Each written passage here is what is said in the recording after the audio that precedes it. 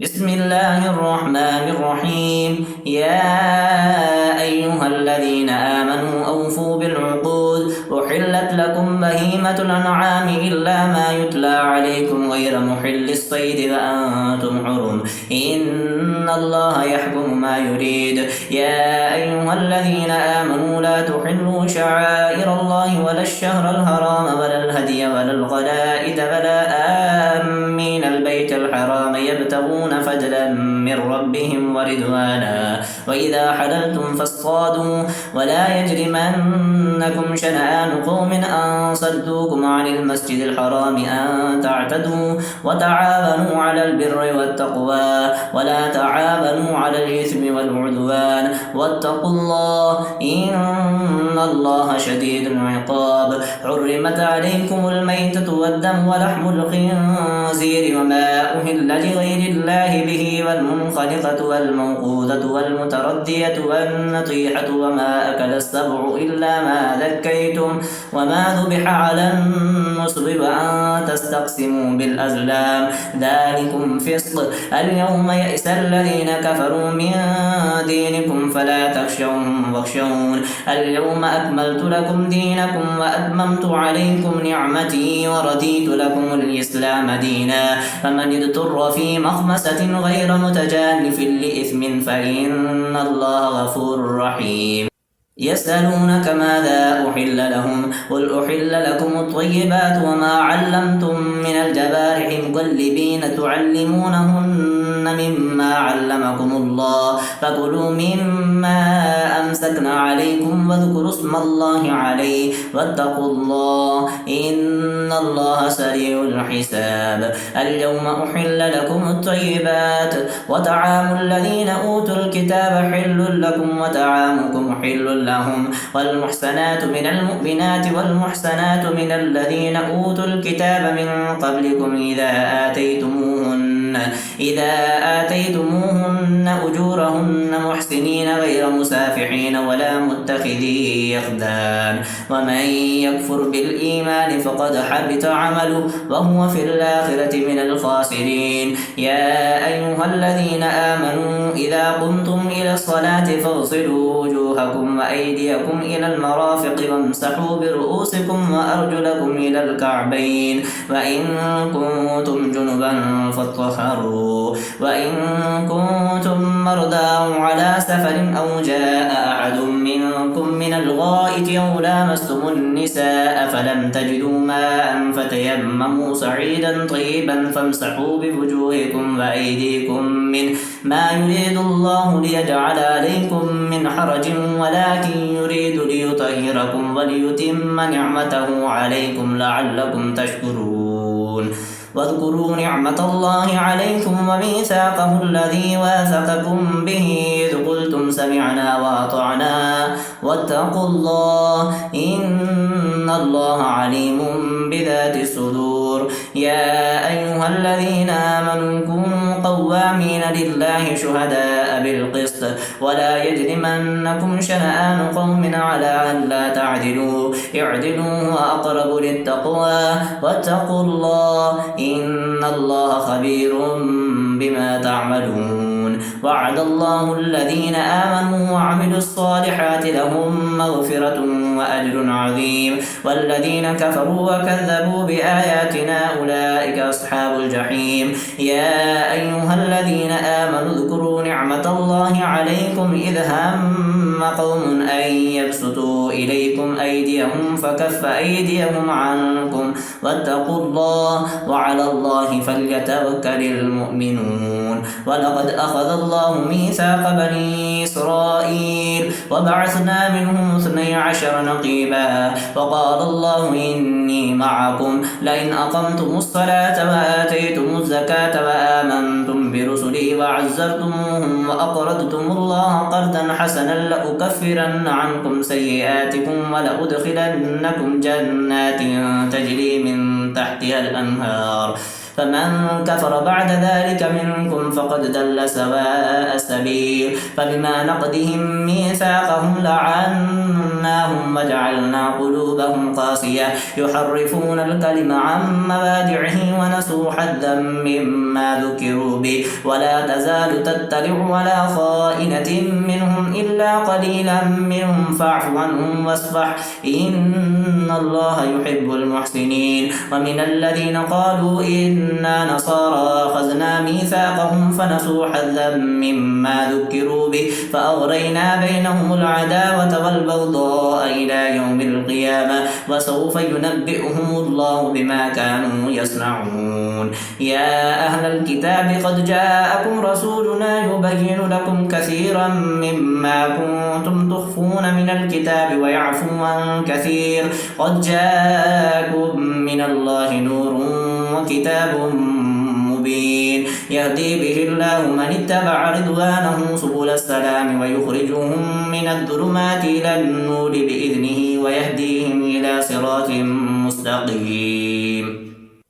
لقد كفر الذين قالوا إن الله هو المسيح ابن مريم قل فمن يملك من الله شيئا إن أراد أن يهلك المسيح ابن مريم وأمه ومن في الأرض جميعا ولله ملك السماوات والأرض وما بينهما يخلق ما يشاء والله على كل شيء قدير وقالت اليهود والنصارى نحن أبناء الله وأحباؤه قل فلم يعذبكم بذنوبكم بل أنتم بشر ممن خلق يغفر لمن يشاء ويعذب من يشاء ولله ملك السماوات والأرض وما بينهما وإليه المصير يا أهل الكتاب قد جاءكم رسولنا يبين لكم على فترة من الرسل أن تقولوا ما جاءنا من بشير ولا نذير فقد جاءكم بشير ونذير والله على كل شيء قدير وإذ قال موسى لقومه يا قوم اذكروا نعمة الله عليكم إذ جعل فيكم أنبياء وجعلكم ملوكا وآتاكم ما لم يؤت أحدا من العالمين يا قوم ادخلوا الأرض المقدسة التي كتب الله لكم ولا ترتدوا على أدباركم فتنقلبوا خاسرين قالوا يا موسى إن فيها قوما جبارين وإنا لن ندخلها حتى يخرجوا منها فإن يخرجوا منها فإنا داخلون قال رجلان من الذين يخافون أنعم الله عليهم ادخلوا عليهم الباب فإذا دخلتموه فإنكم غالبون وعلى الله فتوكلوا إن كنتم مؤمنين قالوا يا موسى إنا لن ندخلها أبدا ما داموا فيها فاذهب أنت وربك فقاتلا إنا هنا قاعدون قال رب إني لا أملك إلا نفسي وأخي فافرق بيننا وبين القوم الفاسقين قال فإنها محرمة عليهم 40 سنة يتيهون في الأرض فلا تأس على القوم الفاسقين واتل عليهم نبأ ابني آدم بالحق إذ قربا قربانا فتقبل من أحدهما ولم يتقبل من الآخر قال لأقتلنك قال إنما يتقبل الله من المتقين لئن بسطت إلي يدك لتقتلني ما أنا بباسط يدي إليك لأقتلك إني أخاف الله رب العالمين إني أريد أن تبوء بإثمي وإثمك فتكون من أصحاب النار وذلك جزاء الظالمين فطوعت له نفسه قتل أخيه فقتله فأصبح من الخاسرين فبعث الله غرابا يبحث في الأرض ليريه كيف يواري سوءة أخيه قال يا ويلتى أعجزت أن أكون مثل هذا الغراب فأواري سوءة أخيه فأصبح من النادمين من أجل ذلك كتبنا على بني إسرائيل أنه من قتل نفسا بغير نفس أو فساد في الأرض فكأنما قتل الناس جميعا ومن أحياها فكأنما أحيا الناس جميعا ولقد جاءتهم رسلنا بالبينات ثم إن كثيرا منهم بعد ذلك في الأرض لمسرفون إنما جزاء الذين يحاربون الله ورسوله ويسعون في الأرض فسادا يسعون في الأرض فسادا أن يقتلوا أو يسلبوا أو تقطع أيديهم وأرجلهم من خلاف أو ينفوا من الأرض ذلك لهم خزي في الدنيا ولهم في الآخرة عذاب عظيم إلا الذين تابوا من قبل أن تقدروا عليهم فاعلموا أن الله غفور رحيم يا أيها الذين آمنوا اتقوا الله وابتغوا إليه الوسيلة وجاهدوا في سبيله لعلكم تفلحون إن الذين كفروا لو أن لهم ما في الأرض جميعا ومثله معه ليفتدوا به من عذاب يوم القيامة ما تقبل منهم ولهم عذاب أليم يريدون أن يخرجوا من النار وما هم بخارجين منها ولهم عذاب مقيم والسارق والسارقة فاقطعوا أيديهما جزاء بما كسبا لكان من الله والله عزيز حكيم فمن تاب من بعد ظلمه وأصلح فإن الله يتوب عليه إن الله غفور رحيم ألم تعلم أن الله له ملك السماوات والأرض يعذب من يشاء ويغفر لمن يشاء والله على كل شيء قدير يا أيها الرسول لا يحزنك الذين يصارعون في الكفر من الذين قالوا آمنا بأفواههم ولم تؤمن قلوبهم ومن الذين هادوا سماعون للكذب سماعون لقوم آخرين لم يأتوك يحرفون الكلم من بعد مبادعه يقولون إن أوتيتم هذا فخذوه وإن لم تؤتوه فاحذروه ومن يرد الله فتنته فلن تملك له من الله شيئا أولئك الذين لم يرد الله أن يطهر قلوبهم لهم في الدنيا خزي ولهم في الآخرة عذاب عظيم سماعون للكذب أكالون للسحت فإن جاءوك فاحكم بينهم أو أعرض عنهم وإن تعرض عنهم فلن يضروك شيئا وإن حكمت فاحكم بينهم بالقسط إن الله يحب المقسطين وكيف يحكمونك وعندهم التوراة فيها حكم الله ثم يتولون من بعد ذلك وما أولئك بالمؤمنين إنا أنزلنا التوراة فيها هدى ونور يحكم بها النبيون الذين أسلموا للذين هادوا والربانيون والأحبار بما استحفظوا من كتاب الله وكانوا عليه شهداء فلا تخشوا الناس فاخشوني ولا تشتروا بآياتي ثمنا قليلا ومن لم يحكم بما أنزل الله فأولئك هم الكافرون وكتبنا عليهم فيها أن النفس بالنفس والعين بالعين والأنف بالأنف والأذن بالأذن والسن بالسن والجروح قصاص فمن تصدق به فهو كفارة له ومن لم يحكم بما أنزل الله فأولئك هم الظالمون وقفينا على آثارهم بعيسى بن مريم مصدقا لما بين يديه من التوراة وآتيناه الإنجيل فيه هدى ونور ومصدقا لما بين يديه من التوراة وهدى وموعظة للمتقين وليحكم أهل الإنجيل بما أنزل الله فيه ومن لم يحكم بما أنزل الله فأولئك هم الفاسقون وأنزلنا إليك الكتاب بالحق مصدقا لما بين يديه من الكتاب ومهيمنا عليه فاحكم بينهم بما أنزل الله ولا تتبع أهواءهم عما جاءك من الحق لكل جعلنا منكم شرعة ومنهاجا ولو شاء الله لجعلكم أمة واحدة ولكن ليبلوكم فيما آتاكم فاستبقوا الخيرات إلى الله مرجعكم جميعا فينبئكم بما كنتم فيه تختلفون ونحكم بينهم بما أنزل الله ولا تتبع أهواءهم واحذرهم أن يفتنوك عن بعد ما أنزل الله إليك فإن تولوا فاعلم أنما يريد الله أن يصيبهم ببعض ذنوبهم وإن كثيرا من الناس لفاسقون أفحكم الجاهلية يبغون ومن أحسن من الله حكما لقوم يوقنون يا أيها الذين آمنوا لا تتخذوا اليهود والنصارى أولياء بعضهم أولياء بعض ومن يتولهم منكم فإنه منهم إن الله لا يهدي القوم الظالمين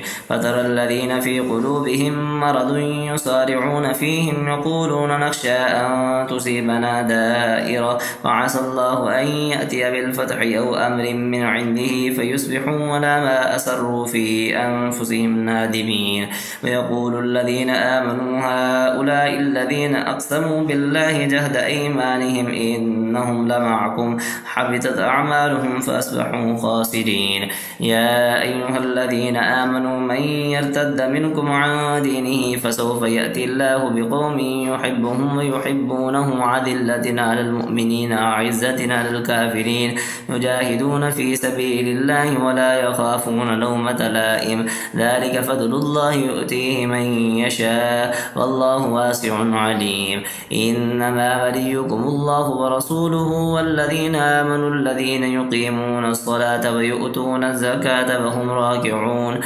ومن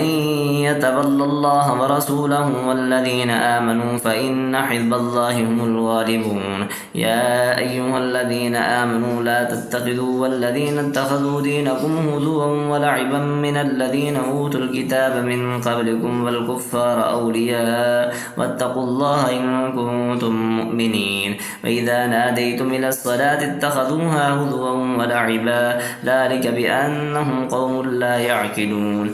يا أهل الكتاب هل تنقمون منا إلا أن آمنا بالله وما أنزل إلينا وما أنزل من قبل وأن أكثركم فاسقون. قل هل أنبئكم بشر من ذلك مثوبة عند الله من لعنه الله وغضب عليه وجعل منهم القردة والخنازير وعبد الطاغوت أولئك شر مكانا وأضل عن سواء السبيل. وإذا جاءوكم قالوا آمنا وقد دخلوا بالكفر وهم قد خرجوا به والله أعلم بما كانوا يكتمون. وترى كثيرا منهم يصارعون في الإثم والعدوان وأكلهم السحت لبئس ما كانوا يعملون. لولا ينهاهم الربانيون والأحبار عن قولهم الإثم وأكلهم السحت لبئس ما كانوا يصنعون. وقالت اليهود يد الله مغلولة غلت أيديهم ولعنوا بما قالوا بل يداه مبسوطتان ينفق كيف يشاء وليزيدن كثيرا منهم ما أنزل إليك من ربك طغيانا وكفرا وألقينا بينهم العداوة والبغضاء إلى يوم القيامة كلما أوقدوا نارا للحرب أطفأها الله ويسعون في الأرض فسادا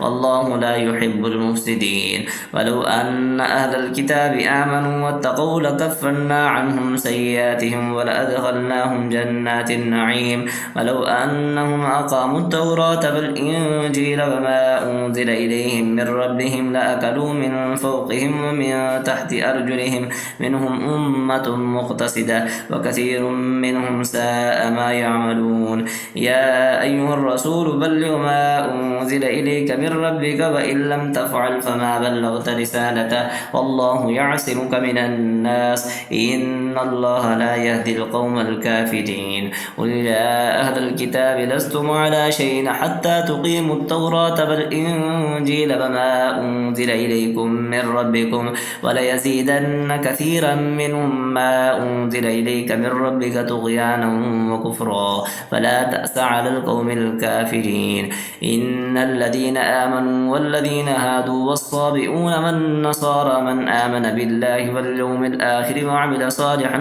فلا خوف عليهم ولا هم يحزنون. لقد أخذنا ميثاق بني إسرائيل وأرسلنا إليهم رسلا كلما جاءهم رسول بما لا تهوى أنفسهم فريقا كذبوا وفريقا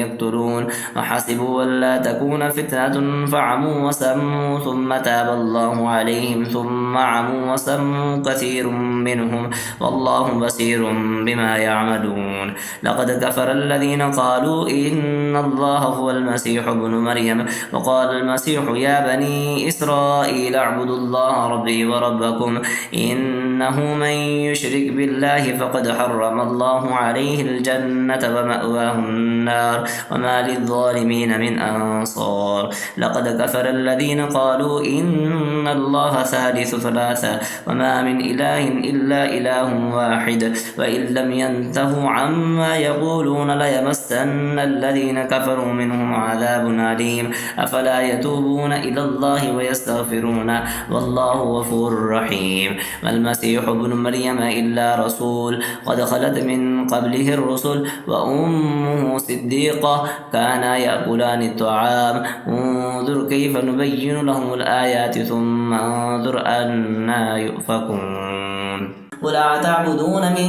دون الله ما لا يملك لكم ضرا ولا نفعا والله هو السميع العليم قل يا أهل الكتاب لا تغلوا في دينكم غير الحق ولا تتبعوا أهواء قوم قد دلوا من قبل وأدلوا كثيرا ودلوا عن سواء السبيل لعن الذين كفروا من بني إسرائيل على لسان داود وعيسى بن مريم ذلك بما عصوا وكانوا يعتدون كانوا لا يتناهون عن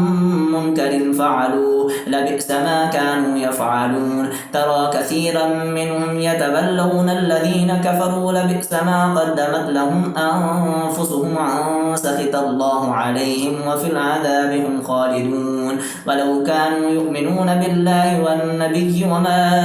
أنزل إليه ما اتخذوهم أولياء ولكن كثيرا منهم فاسقون لتجدن أشد الناس عذابة للذين آمنوا اليهود والذين أشركوا ولتجدن أقربهم مودة للذين آمنوا الذين قالوا إنا نصارى ذلك بأن منهم قسيسين ورهبانا وأنهم لا يستكبرون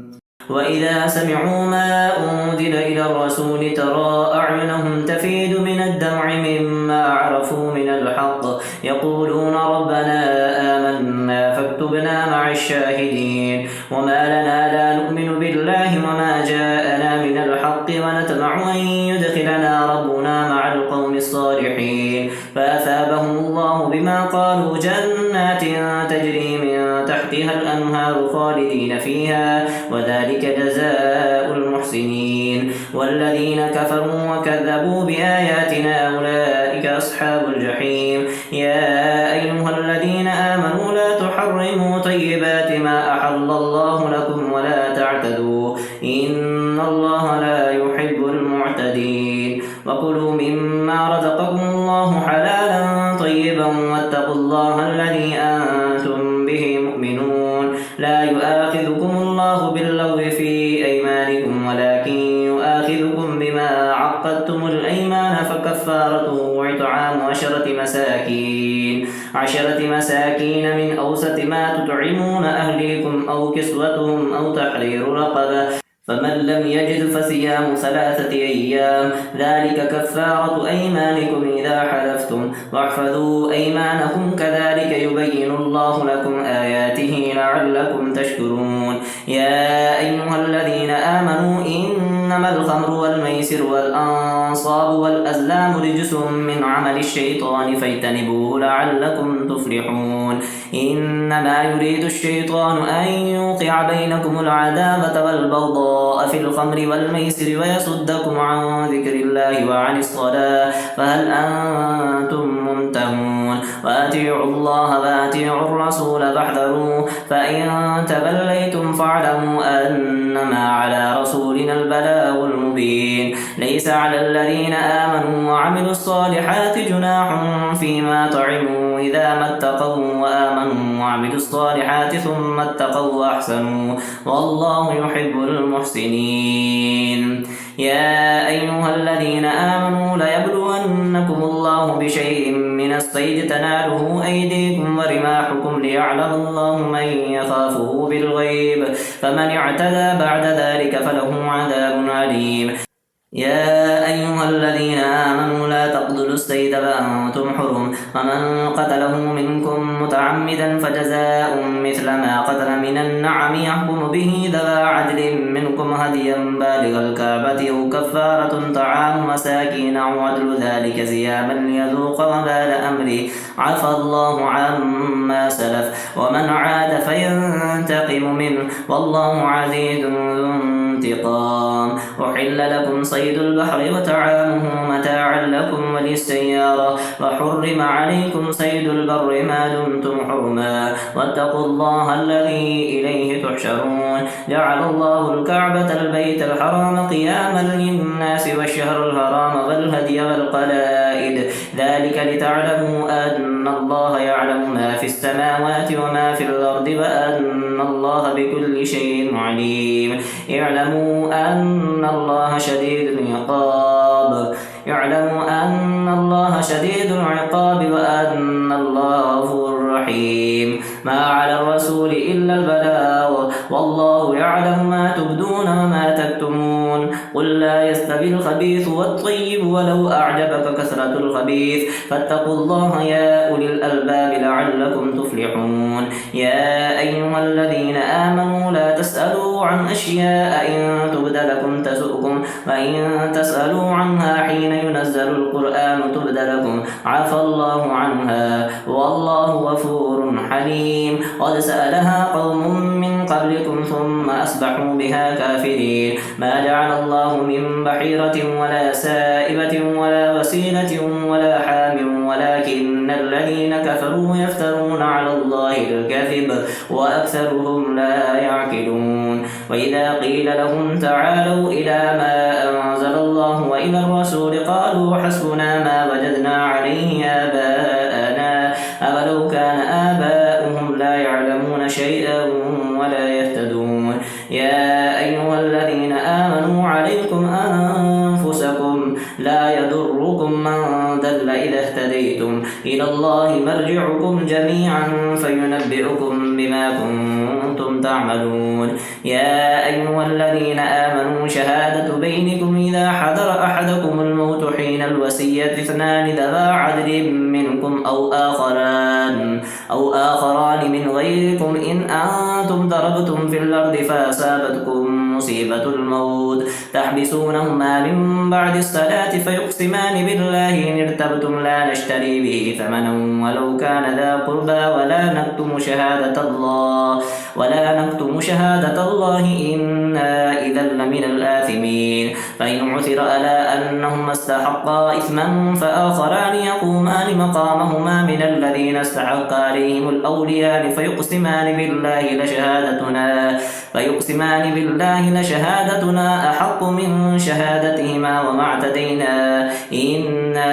إذا لمن الظالمين. ذلك أدنى أن يأتوا بالشهادة على وجهها أو يخافوا أن ترد أيمان بعد أيمانهم، واتقوا الله واسمعوا والله لا يهدي القوم الفاسقين. يوم يجمع الله الرسل فيقول ماذا أجبتم قالوا لا علم لنا إنك أنت علام الغيوب. إذ قال الله يا عيسى ابن مريم اذكروا نعمتي عليك وعلى والدتك إذ أيدتك بروح القدس تكلم الناس في المهد وكهلا، وإذ علمتك الكتاب والحكمة والتوراة والإنجيل، وإذ تخلق من الطين كهيئة الطير بإذني فتنفخ فيها فتكون طيرا بإذني وتبرئ الأكمه والأبرص بإذني، وإذ تخرج الموتى بإذني، وإذ كففت بني إسرائيل عنك إذ جئتهم بالبينات فقال الذين كفروا منهم إن هذا إلا سحر مبين. وإذا أوحيت إلى الحواريين أن آمنوا بي وبرسولي قالوا آمنا واشهد بأننا مسلمون. إذ قال الحواريون يا عيسى ابن مريم هل يستطيع ربك أن ينزل علينا مائدة من السماء قال اتقوا الله إن كنتم مؤمنين. قالوا نريد أن نأكل منها وتطمئن قلوبنا ونعلم أن قد صدقتنا ونكون عليها من الشاهدين. قال عيسى ابن مريم اللهم ربنا أنزل علينا مائدة من السماء تكون لنا عيدا لأولنا وآخرنا وآية منك وأرزقنا وأنت خير الرازقين. قال الله إني منزلها عليكم فمن يكفر بعد منكم فإني أعذبه عذابا لا أعذبه أحدا من العالمين. وإذ قال الله يا عيسى ابن مريم أأنت قلت للناس اتخذوني وأمي إلهين من دون الله قال سبحانك ما يكون لي أن أقول ما ليس لي بحق إن كنت قلته فقد علمت تعلم ما في نفسي ولا أعلم ما في نفسك إنك أنت علام الغيوب ما قلت لهم إلا ما أمرتني به أن اعبدوا الله ربي وربكم وكنت عليهم شهيدا ما دمت فيهم فلما توفيتني كنت أنت الرقيب عليهم وأنت على كل شيء شهيد إن تعذبهم فإنهم عبادك وإن تغفر لهم فإنك أنت العزيز الحكيم قال الله هذا يوم ينفع الصادقين صدقهم لهم جنات تجري من تحتها الأنهار خالدين فيها أبدا رضي الله عنهم ورضوا عنه ذلك الفوز العظيم لله ملك السماوات والأرض وما فيهن وهو على كل شيء قدير